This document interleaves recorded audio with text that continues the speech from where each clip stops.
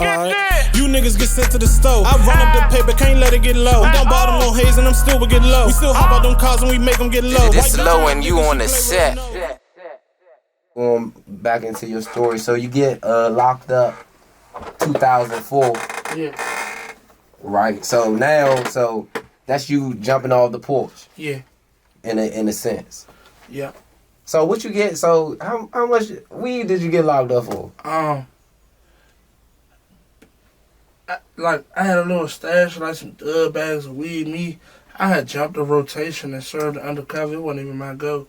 And I went back then. We like stash our weed in the grass, and I don't know how many dub bags I had in the grass. I don't remember. Damn, Slim. But I served undercover.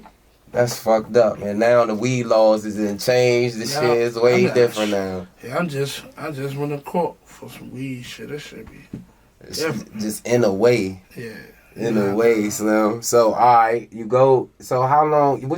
So that's when YNC first opened up. Yeah, I remember when YNC opened up December, or between November or December 2003.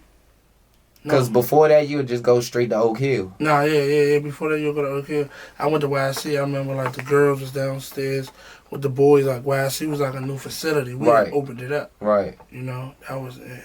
Right. And a lot of, if you grew up back then and you was getting into shit, you would meet a motherfucker down there. Yeah, no question. You know what I'm saying? So, all right, you go down there.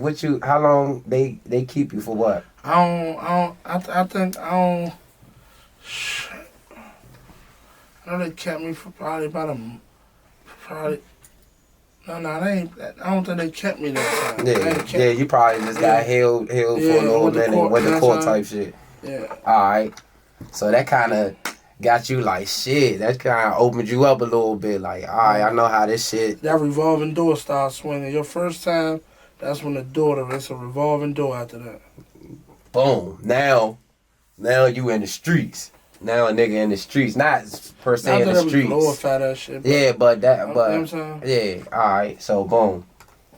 So alright, now you get locked up, you doing your thing, you go to school. Out of all this in the mix, you going to school and you doing all this. You get out of school, you start rapping then? Shit, I probably shit. My man Ryder, he was on that. My man Ray Lou had a little. We used to go in his house. He had the studio set up and shit. We used to just go in there after school and just fuck around.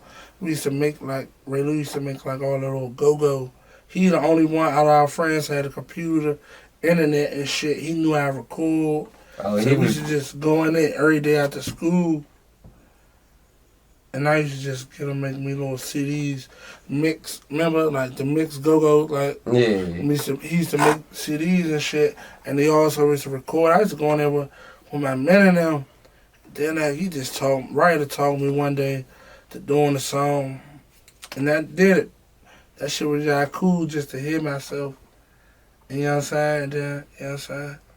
And one of the young farmers, BDI, got hip to one of the songs.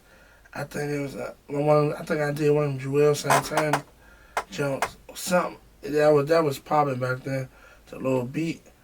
And he came to me and said, "Man, I heard your song. Let me get on that jump." I'm like, "Man, stop playing this shit." But he was serious. I remember that when I was a youngin'. Damn. So how old was you right there? Probably about 15. 15. All right. So damn. So you doing remixes at this time? You just like kind of doing, cause you can't get beats back then. It wasn't no producers. No, we doing whatever beat hot at this time. Yeah, it ain't no. It's YouTube, but it's not like YouTube producers and shit. I don't know how the fuck Ray Lou was doing that shit. I just knew how to do that shit, but we was doing that shit, just playing. I probably had one or two songs. My man really used to rap. You know what I'm saying?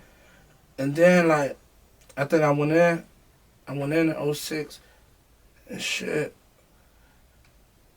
Around 08, I know around 08, because that's when all us, we separated. I had caught some little time, he caught some time. I used to be in the studio with him, and he really got me, and Started playing with that shit.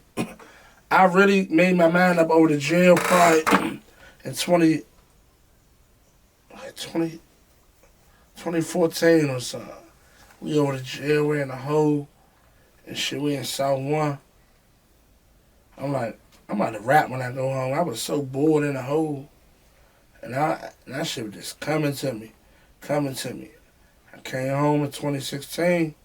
I was telling all the men, watch when I go out there. And they gonna see this shit, like, he ain't lying. I said, watch when I go out there, I'ma rap. And I did my first show in the hole. I was in the cages around North 1. I'm like, this is my first show right here. And I was rapping my little songs with my man. One of the men and shit. And I just came home 2016 and did that shit. And I've been going since then for real.